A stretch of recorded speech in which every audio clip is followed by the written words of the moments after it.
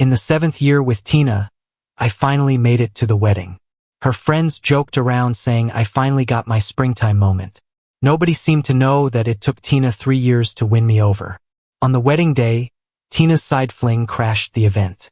Tina played along, protecting me in public, but secretly spent the wedding night with him. I didn't raise a fuss. I just quietly moved out for the night. At our next wedding attempt, Tina lost it. She showed up in a wedding dress to crash it. I just watched her calmly, and, as she looked on in pain, I placed the ring on my new bride's finger.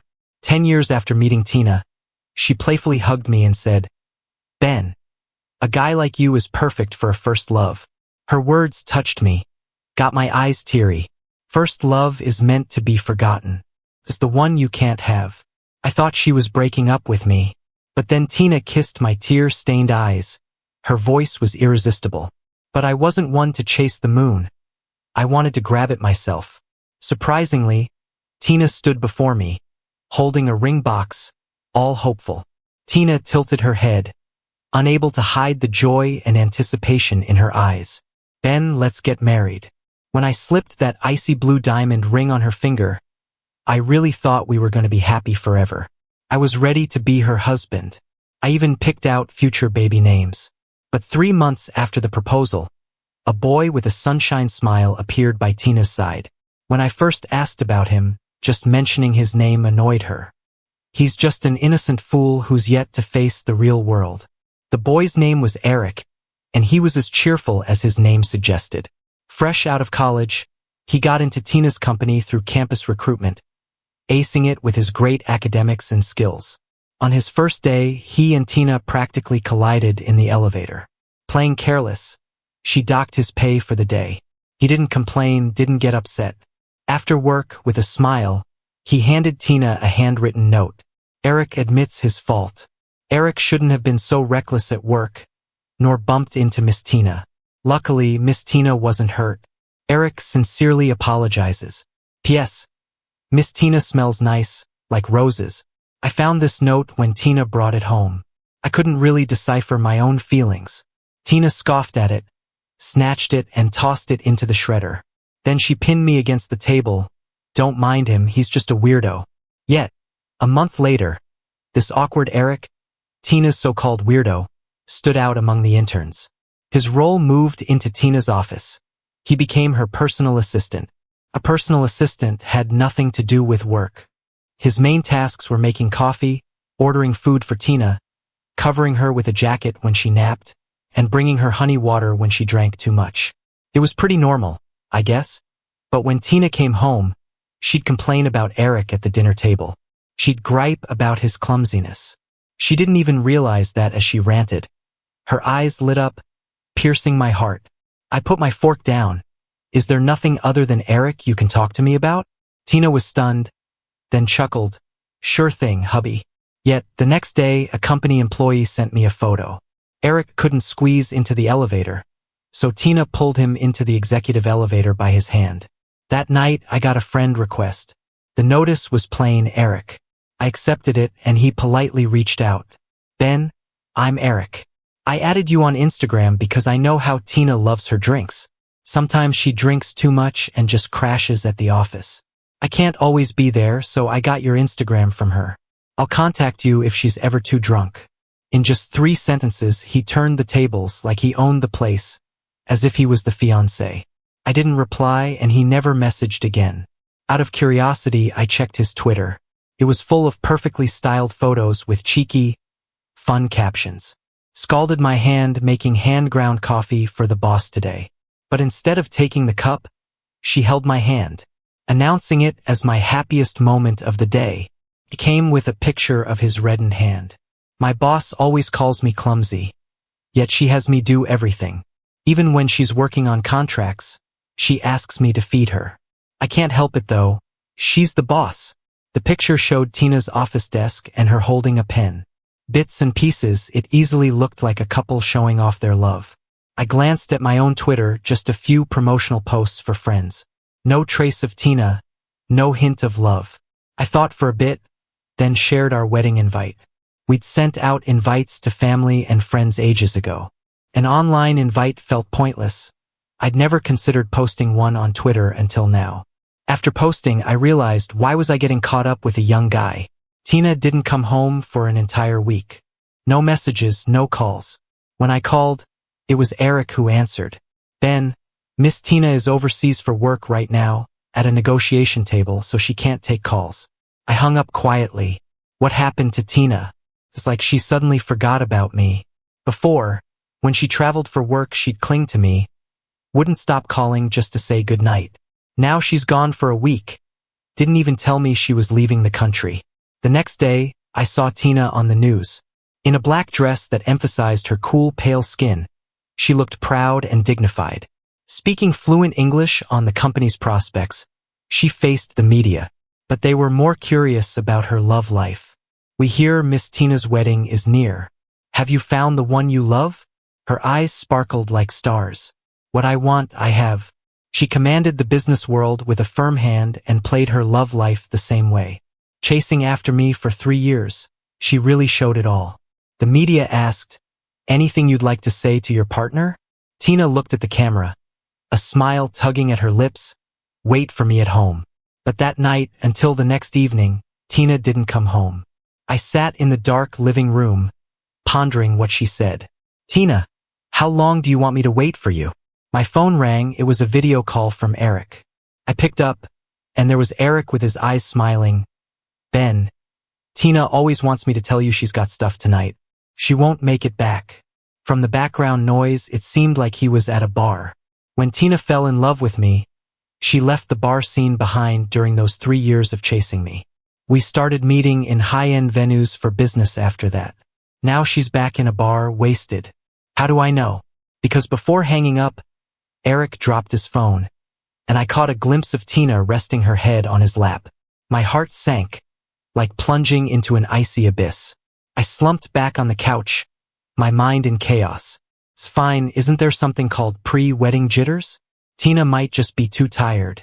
We'll talk when she gets back, and it'll be all right.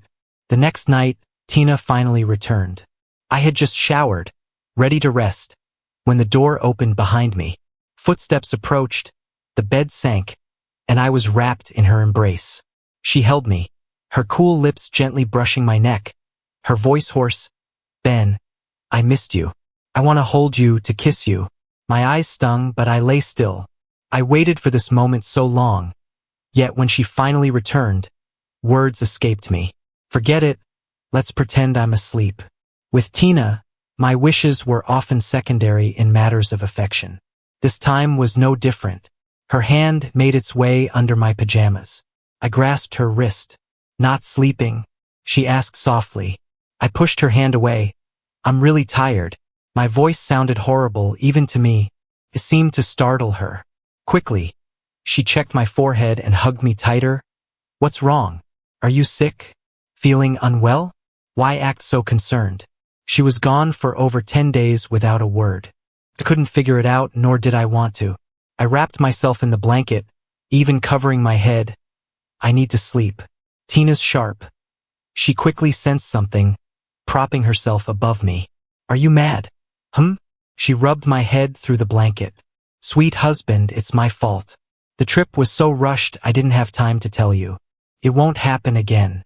Our wedding is in 3 days, all right? The next morning, I woke to find Tina had prepared a feast. I sat at the dining table, watching her in an apron, bustling in the kitchen. It reminded me of when we first got together. Tina was a princess, unfamiliar with even basic chores. But during my hospital stay for a stomach flu, she learned to cook nutritious meals in just 3 days. I offhandedly said they were delicious, and that sparked her culinary journey. That's how Tina is. Once she sets her mind to something, she excels at it. Now, after 7 years, her cooking rivals a 5-star chef's. She cooks all our meals at home. Thinking back, I haven't eaten her cooking since I proposed. Watching Tina still washing vegetables, I interrupted. It's just breakfast. You're making too much. Hearing my voice, she looked up at me, smiling. You've lost weight. I bet you weren't eating right while I was gone. I need to fatten you up again. She frowned, reminding, Don't you remember your stomach issues? You can't take care of yourself when I'm not around.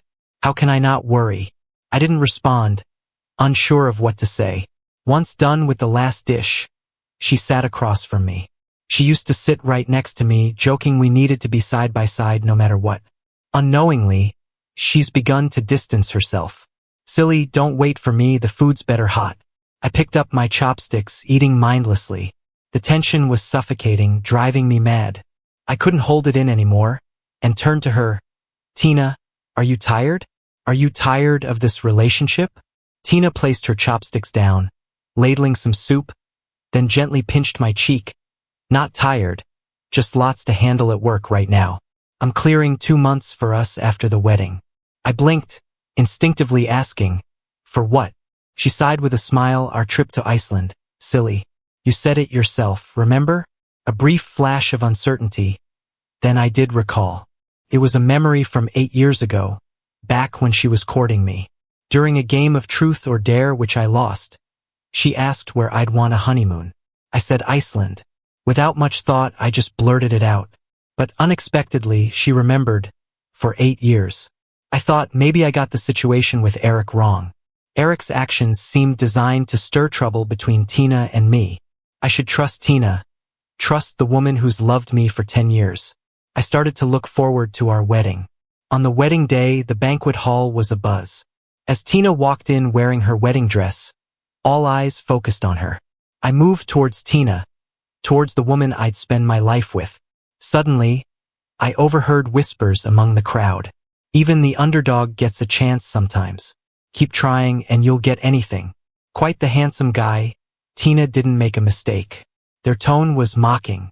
These were Tina's old friends, witnesses to her wild teenage years of drinking, clubbing, racing, and everything else.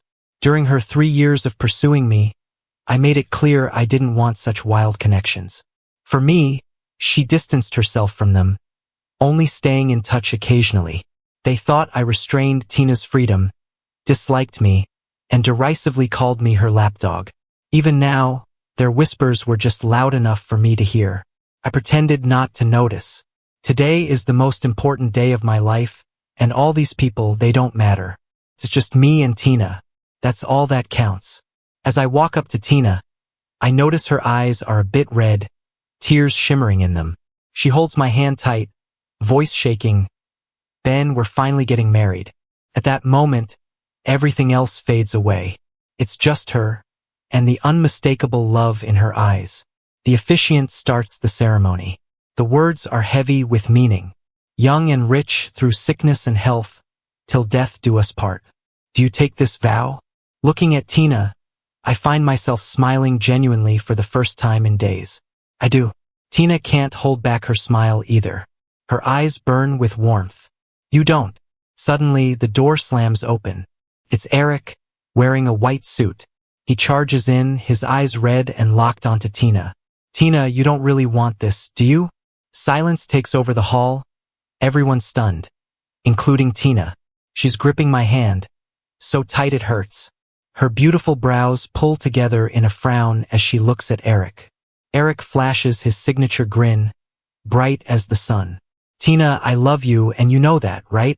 I know I'm not much, Ben. I don't know you, and I'm not the sweetest guy, but I love Tina more than you do. You have no idea how hard it was to put on this suit, he says, holding out his hand to Tina. Tina, come with me? I don't care if I'm called a third wheel.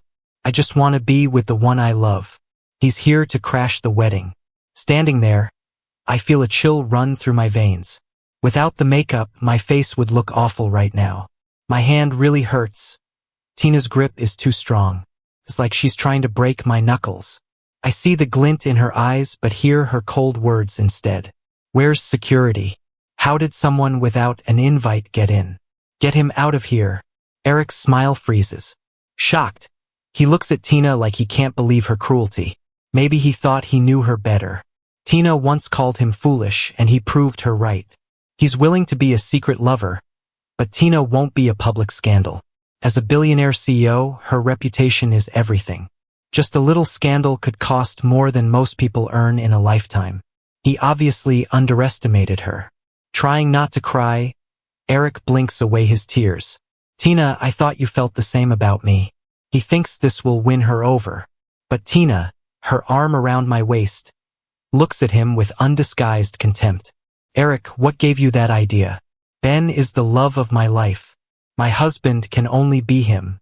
You're my assistant and you crossed the line. With her words, Eric is escorted out by security, amid a flurry of whispers. My breath catches. It hurts so much. Tina's attitude shows no flaw, and if not for the force of her embrace, I'd think she truly loathed Eric. Seeing my flushed face, Tina looks flustered. Sorry, honey, I should have secured the venue better. I didn't mean for him to interrupt our wedding. After calming me, she turns to the guests. Sorry for the interruption. I hope it didn't spoil your mood. Then, under the officiant's guidance, Tina slips a ring onto my finger. I'm distracted. It takes gentle nudges from her to place the ring on her finger too. After a long day, the wedding wraps up. In the car, Tina leans against my shoulder. I want to move away but have no energy, so I let her rest there. Drifting off, I fall asleep. When I wake, I'm on the wedding bed, alone. The night is eerily quiet. Tina? I call out. There's no answer but the pounding of my heart. On this first night of marriage, she's not home. I call her. Eric answers instead. Ben, why aren't you asleep? My heart skips, and breathing becomes hard. Eric's laughter hits my ears. Happy wedding, Ben. And to me, too. She kicked me out earlier, but not for you. She came to my place tonight. She told me she didn't want to make a scene. She kissed me, called me husband. We had our own wedding night. I hurl the phone at the wall. Our freshly decorated home now has a fresh scratch. Standing, I tear off my clothes, ripping them to shreds. What I can't tear, I bite and gnash. Glancing up at my reflection in the window, I snap back to reality. What happened? What am I doing? Disheveled hair, looking like a madman. I break down, tears turning to laughter. Tina, you always know how to hurt me deeply. I was so foolish, taking her word as truth and bare my heart to her. I won't let you hurt me again, I think, with determination. I pack and leave the wedding house that night. I don't look back. Every detail of this place is imprinted in my mind. There's no need to see it again. I don't want to stay in a hotel. Tina could easily find me. So, I dial a number I haven't called in 10 years. A familiar voice picks up. Hello, who's this? There's a surprise she hasn't changed her number. It's me, Ben, I say calmly. She sounds shocked. You're not dead? Not dead, believe it or not. She's my mother, only biologically. Wendy, I need to crash at your place. 10 grand, I offer. Wendy's tone immediately warms. No need for money, dear. Just come home. It's been 10 years. I've missed you. The next morning, I arrive at the old concrete house. Wendy rushes out to greet me. 10 years haven't changed you much, she says. Money does wonders. I lower my gaze. She's changed a lot. 10 years ago, the last time I saw her, she had a head full of black hair and an attitude to match. Now she's got a lot of grays and she's learned to flatter a bit. I transferred 100 grand to her account from my phone. She was all smiles as she tidied up a room for me. As I looked around, I noticed she lived alone. Why are you alone? I casually asked during dinner. Wendy looked down, shoveling food in her mouth, and faked a laugh. Bad luck for them, good luck for me. At least I lived long enough for you to come back with money. Her tone was light, but tears fell into her bowl. I found out later both her husband and son had died 5 years ago. In those 5 years, she'd been paying off her husband's debts, forgetting how to even smile. Looking at her wrinkled face, I wanted to ask if she regretted it. Her husband was my stepdad. I was the result of a fling she had with my dad when they were both 17. They barely finished middle school and couldn't afford to raise me. After I was born, they left me with my elderly grandma. Wendy refused to marry my dad, choosing instead a guy who always wore a suit and tie. She got pregnant with his kid when I was 7 and left my dad to marry him. My dad hated her and by extension hated me too. He got so mad he wanted to stab me. Grandma stopped him, but he went after Wendy instead. On the way, he was hit by a truck and died on the spot. Grandma somehow raised me on the tiny compensation we got. When I was 17, Grandma was in an accident at the same spot Dad had died. She survived but needed an expensive surgery, and I had no money. I went door to door in the village, begging on my knees. Nobody would lend me a dime because we had no pillar in the family, and they thought it was a lost cause. Being underage meant I couldn't get a loan. That's when I remembered the mom I hadn't seen since I was 7. I found her place, cried, and knelt, banging my head begging for the 80,000 I needed. Wendy chased me off with a broom, telling me to get lost, saying you're bad luck. I clung to her leg. Mom, please, I'll pay you back 100,000. Okay? Before she could reply, her husband kicked my shoulder. Scram, you little pest. He then warned Wendy, if you give him anything, you'll regret it. After he left, she shut the door on me, telling me even if I wanted to help, I can't. The old ones had her time, let her go. As I turned to leave heartbroken, she added, I'm not your mother. We have nothing to do with each other anymore. That year I lost both my mom and grandma, left alone in the world. Wendy's husband got killed over some loan shark business. When they came to collect, she found out her husband had debts from pretending to be rich and spending on streamers. Luckily, the loan sharks got arrested and the debt to them was wiped. But they still owed the banks. Before Wendy cleared those debts, 6 months after her husband's death, her son was diagnosed with cancer. Without money, she begged door to door too, but no one helped. They called it karma. People would gossip. Guess her son's no angel either. He inherited her bad luck, and now he's gone. Makes you wonder if during those times, Wendy thought about me, once in her shoes without options. Now, Wendy isn't fierce. She's timid, always seeking approval. Is she unforgivable? Maybe not. All she did was fall out of love, pursue wealth, and refuse to lend me money. It was acceptable. What I couldn't forgive was her cutting me off in my most desperate moment, fearing I'd ask her again. Even though I'm staying here, Wendy and I have nothing to say to each other. She's careful. I just pretend not to notice. I'll be here for a short stint. Once my job's sorted, I'm gone. I specialize in emerald appraisal and I'm naturally gifted. I've never misjudged a stone. I've been in this field even while dating Tina, but quit to plan our wedding 6 months ago. That company was too close to Tina. I don't want to go back. I want something new. Half a month in and no job offer yet, but then a huge man barged in. He burst in holding a knife high. Run. Still in shock, Wendy rushed out from the kitchen. Warm blood splattered on my face. It was the first time I'd seen anything like this and my legs were frozen. The scene was chaotic. I saw him stab Wendy a few more times. Then someone came in, stopping the attacker. Suddenly, I was pulled into a comforting embrace. Tina's voice trembled. Thank God you're safe. How did she end up here? But that wasn't the concern right now. I pushed her away and stumbled to Wendy. She lay there, blood pooled around her. She gave me a once-over, breathing out, it's over, it's over. They took Wendy to the hospital for emergency care. Tina went with me to the police station. And right at the station, we bumped into Eric. He lunged at Tina, eyes red with fear. Tina, I'm scared. Tina dodged him, her face steeled. Why are you here? Eric shot me an unnoticed glare, thinking it was my presence that made Tina hold back. The cops called me down. Later, I found out. The man swinging the knife was Eric's dad, Gene. Gene used to be a loan shark. 5 years ago, he accidentally killed Wendy's husband with a group of people, and Wendy took him to court. He got 8 years but was released early for good behavior. As soon as he got out, his first thought was to kill Wendy, whom he'd hated for 5 years. If Tina hadn't shown up, Wendy wouldn't have been the only one dead. I could have been too. Knowing Eric's dad is a murderer rattled Tina. Tina's company is a big corporation. New hires have to pass background checks. But Eric's parents divorced when he was young, and he used his mom's last name, so Gene's past doesn't officially affect him.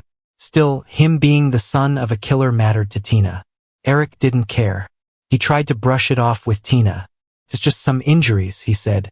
No one died. Can't we just pay for it and move on? Tina? Tina didn't even glance at him. She asked me, "How do you want to handle this?"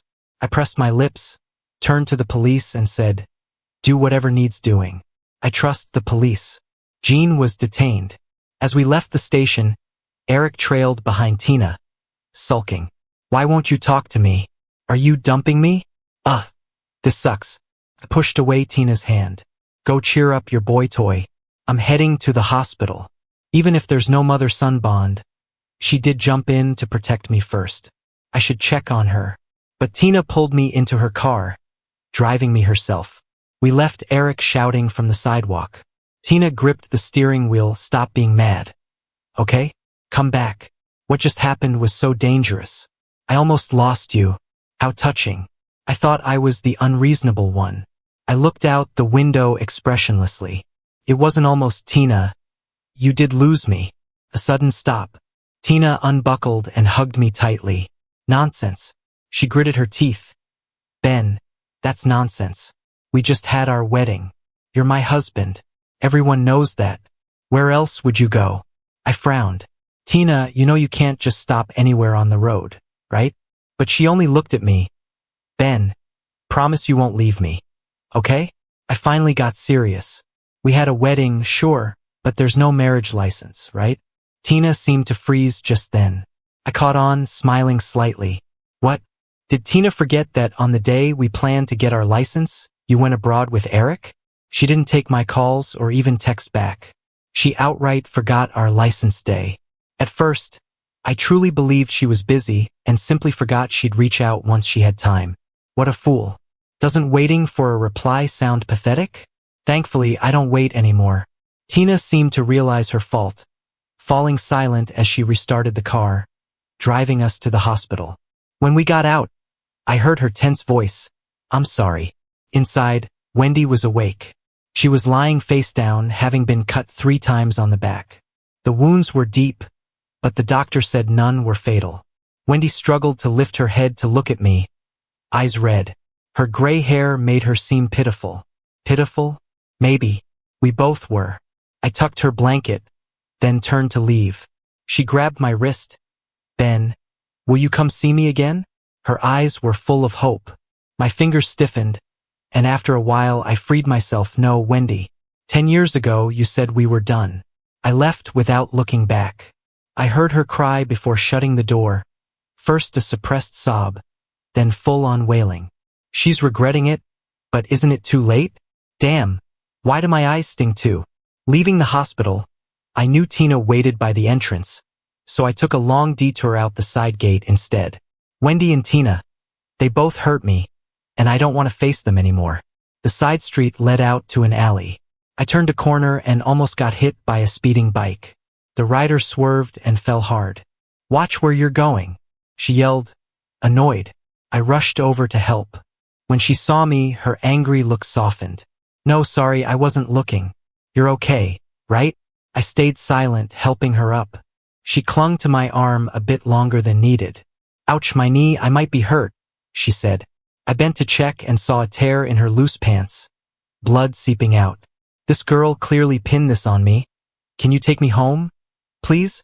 I pointed. "The hospital's just around the corner. I've got medicine at home."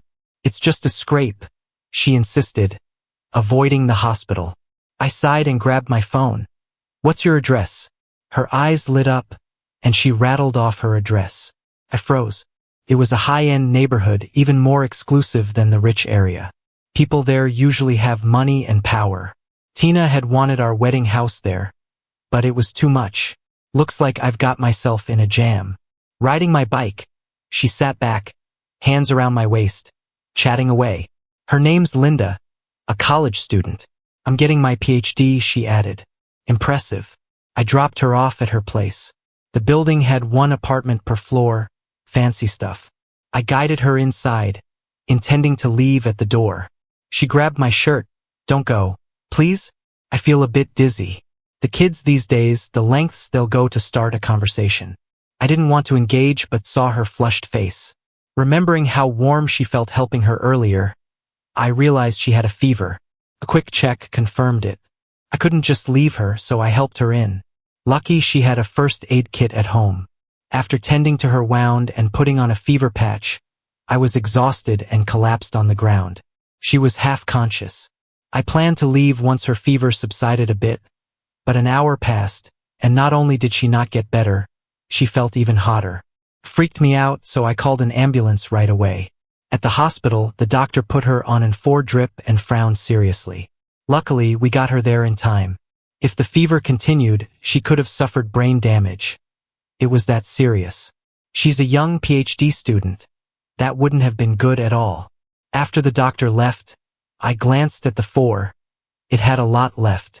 I got up to head to the bathroom, but just as I reached the door, someone grabbed me and shoved me against the wall. Tina, holding my waist, glanced into the room at the woman on the bed and frowned deeply. Ben, who is she? She was always jealous back then, and any woman around me would make her see red. She was my girlfriend back in the day, but now? I looked at her evenly. Does it matter to you? Ben, you're my husband. Why are you taking care of another woman? You're supposed to take care of me. First, I'm not your husband. We never got married. I wasn't the one at the altar with you. I stared at her. Secondly, I'll care for whoever I want, but not you. Tina's eyelashes trembled as if her air supply had been cut off. Her voice soft. You know everything? Your new boyfriend was so eager to let the world know you chose him. How could I not know? You hoped I'd stay clueless and wait for you at home, right? No, listen to me. I love only you. Please believe me, okay? Tina panicked. I laughed. Believe? Tina, do you think there's anything left for me to believe in? I remembered something suddenly and spoke slowly. He's all looks and not much else. He's clingy, can't live without me, and would die without me. But losing him doesn't bother me. He's so distant and dull. Acting all high and mighty is tiring. Tina quickly covered my mouth. Stop, she pleaded, looking pale, her voice barely audible. Please, Ben, stop. What is it? You can't take hearing your own words? I pushed her hand away. No, I have more to say. Are you surprised I heard that? Tina, the night you returned from abroad, Eric called me. After we hung up on the video chat, he called again, and I heard drunk Tina telling Eric and her so-called friends about me. Because of your words, they all saw me as your lapdog. I watched Tina's tense lips, brushed her cheek lightly with my hand. Tina, why did you do that? You reached for the moon, then complain it's cold. Did you not know it was cold before you went for it? The hospital room door suddenly swung open. Linda, holding the 4-pole, came out and pushed Tina aside. Get away. Tina, unprepared, stumbled. Before I could react, Linda was in front of me. She bent forward, pressing her soft lips against mine. My mind went blank. Her kiss was gentle, not aggressive, just light and fleeting. Bastard, Tina shouted, grabbing Linda's collar and pulling her back before slapping her. Linda, unwilling to back down, slapped her in return, and they started to fight. Enough! I tried to separate them but failed, until medical staff came and pulled them apart. Both ended up with scratches on their faces, neither looking any better than the other. After getting treated, they glared at each other in the room, neither yielding. Touch my boyfriend again and you're dead, Tina spat. Linda scoffed. I heard you didn't even get married. How's he your boyfriend? She raised her perfectly shaped eyebrows at me. Hey big bro, look at me. I'm young, I'm pretty, I'm rich and I won't cheat. Shut up. Tina tried to lunge at her again, but I held her back. She looked up at me, stunned. Ben, you're helping her? Whatever I do doesn't concern you. Leave. She didn't move. I repeated, Tina, I'm done with you. For a moment, Tina's straight-spined form crumpled, her demeanor so fragile it seemed it might shatter. And that's it? She asked softly. I gave no answer. Not long after, Tina left, her form lonely and defeated. Meanwhile, Linda was beaming. What are you smiling about? I don't want you either, I said bluntly. Her smile disappeared instantly. Why not? Give it a shot. I'm not after your money or your heart. I just want your attention, that's all. No harm in trying, she said, trying to persuade me. I took 2 steps back, keeping my distance from her. I don't trust you. It's not that I don't believe in love anymore, just not as easily. Especially with someone who's just in their 20s. Come to think of it, I was in my 20s when I started dating Tina. 20-year-old Tina had bright, sparkling eyes too, would sweet-talk me, pledging eternal love. Yet 7 years later, her heart changed, didn't it? Women's words, big or small, can't be trusted. Linda seemed unsatisfied. Seeing she wasn't as injured anymore, I turned and left. That day was packed with trouble, but at least one good thing happened. At night, I got a job offer. My new journey would start the next day.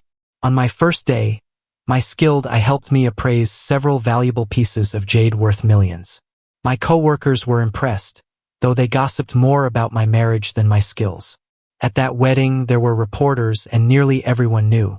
At that grand wedding, someone showed up in a tux to crash it, and the bride firmly chose her groom.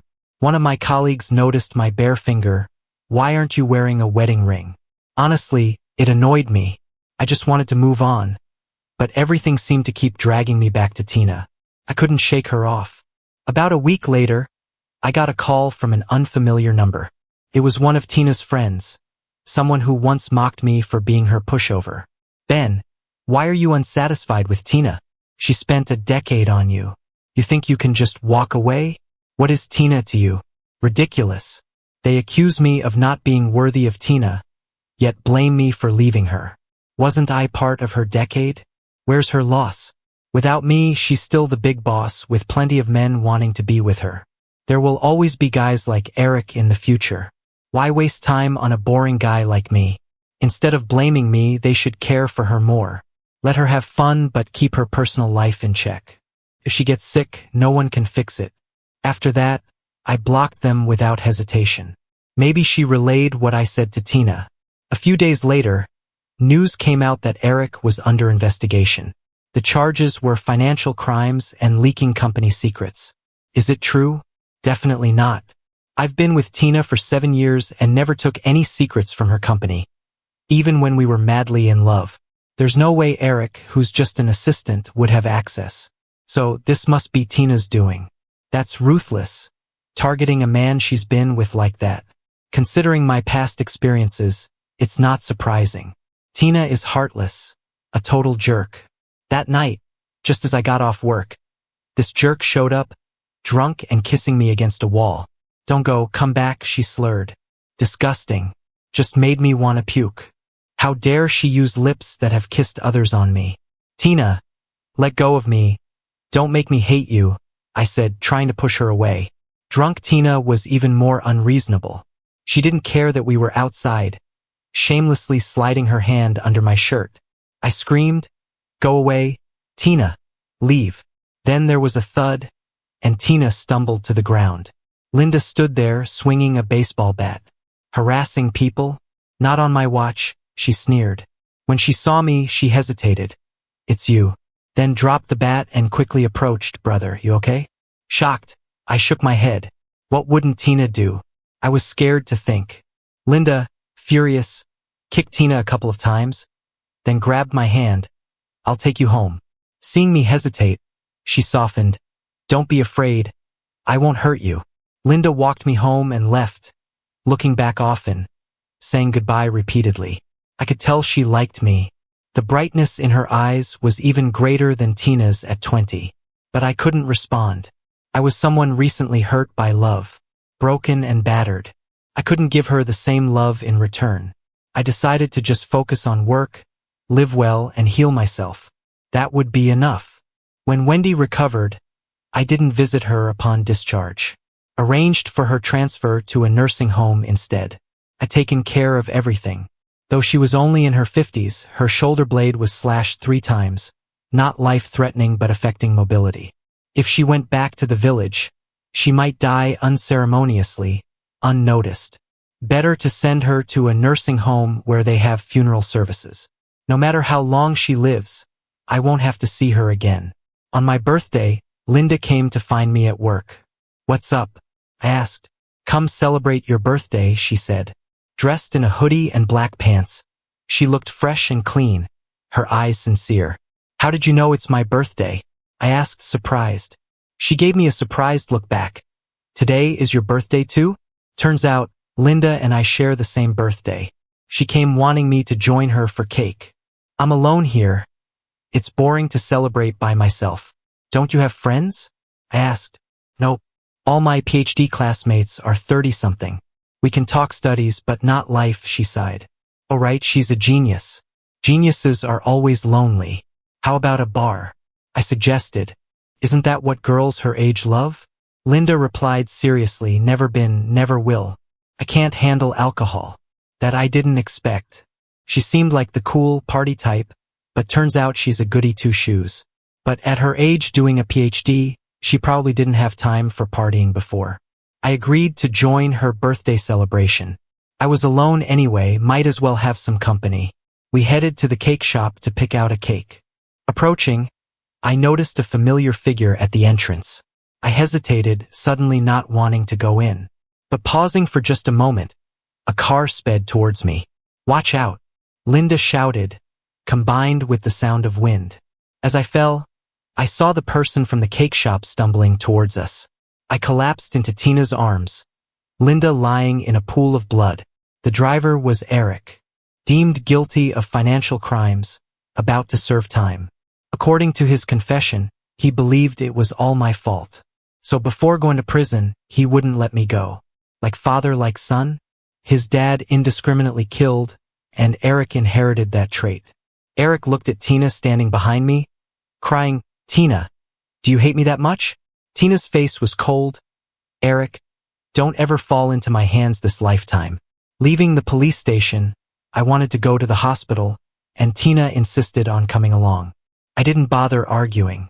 Linda was still in surgery. When we arrived, we only saw nurses coming and going. She must be in pain. She shouldn't have had to bear this. If I hadn't agreed to celebrate her birthday, eyes brimming with tears, I was suddenly embraced by Tina. Ben, you're moved, right? I'd risk my life for you too. Tina, that's enough. I don't know where I mustered the strength, but I slapped her hard. What's going on? Don't you know? Is there only love in your eyes at a time like this? Tina, I've had enough of you. Tina's eyes reddened, but she didn't say a word. After the doctor came out, Linda was wheeled into the ICU. The surgery went well, but she had to be monitored in the ICU. She hadn't woken up for 2 days, and there was a risk she might become unresponsive. My head was buzzing, and I didn't even know how things got to this point. Only one person was allowed in the ICU at a time. I didn't look at Tina again. I just went in alone. As Tina left, a tear hung at the corner of her eye. For 2 whole days, Linda showed no signs of waking up. I was so scared I grabbed her arm, and the tears just wouldn't stop. Linda, could you wake up, please? She had such a bright future ahead. She shouldn't have ended up like this because of me. I couldn't help but cry out loud. There was nothing I could do. You promised to marry me and I'll wake up. A voice suddenly cut in, and without thinking, I nodded. Okay, I promise you, wake up. She opened her eyes. It hit me I'd been tricked. I raised my hand but didn't know where to hit, so I just pounded on the bed. Linda, you... Her lips were cracked, yet she smiled at me. Haha, gotcha? I don't care. You promised, so you have to marry me. 2 months later, Linda fully recovered and left the hospital. 2 weeks after that, she and I walked into the wedding venue. She wore the black wedding dress she'd always loved. When we were picking out the dress with Tina, honestly, I liked the black one too. But Tina cared more about what people would think and went with white. But I didn't have to worry about that with Linda. She wore it without a care in the world. The venue was packed with guests. I walked down the aisle alone, and for once, there was no annoying chatter, just gasps and compliments. This was the way a wedding should feel. Linda took my hand, kissed the back of it, and smiled with such joy. When the officiant asked if we'd stick together through thick and thin, the wheels of fate turned. The doors opened again. But it wasn't Eric who walked in this time. It was Tina. She wore a white wedding dress, stealing the show. Ben, no, come with me. She stretched out her hand. Linda's face turned cold immediately. What's this? How'd someone with no invite get in? Bad luck. I raised my hand to soothe her shoulder, then looked at Tina. You should go. My wife is upset. Linda relaxed instantly when I called her my wife. She held my hand and said with a pout, I'm not mad. Just didn't want to see her today. Then just pretend we didn't, I said, turning away with her hand in mine. We looked into each other's eyes and agreed to be there for each other. As we exchanged rings, I caught sight of Tina's slumped shoulders. Tina, it hurts to see someone you like with someone else. Doesn't it? Back then, was I really any better off than you? During the kiss the bride moment, I lifted Linda's veil, leaned in, and caught her lips before she could react. This time it was just a taste. She smiled with squinting eyes, whispered in my ear, Thanks, big brother. I'm happy, even if it's fake. After the wedding ended, and before the guests could leave, some investigators from the prosecutor's office arrived. They came to take Tina for questioning. Yes, I reported her for the charges she falsified against Eric. As for where I got the evidence, I had friends in her company, including the one who sent me Eric and Tina's elevator photos. Tina was taken away. She looked back at me one last time, knowing what kind of trouble she was in for fabricating charges and potential financial crimes. Maybe she might never see me again in this lifetime. She stopped and looked deeply at me. Ben, what now? You've really become my first love. After Tina left, Linda linked her arm through mine, scoffing. Who cares about her anyway? Then we started handing out red envelopes to the guests. Yeah, all the guests were paid to be there, $1,000 each. Had no choice. Linda insisted on marrying me. The day I agreed in the hospital, she stroked my head and said, Ben, I was kidding. I couldn't force you like that. I don't do tit for tat. If you don't want to marry me, I get it. But please, could you give me a wedding? You both had one. And so, here was this wedding. After everyone left, it was just the two of us in the huge hall. Linda studied me closely. Curious, I asked, What are you looking at? Looking at you, she replied. I chuckled and asked, Like that? She nodded fiercely. Yeah, because I want to remember you well since I'm putting you back in the sky. The moon is just the moon. It's not anyone's moon. Big brother, you can always hang there high and cold. I love the moon. I wouldn't pluck it down. I'd just chase after it.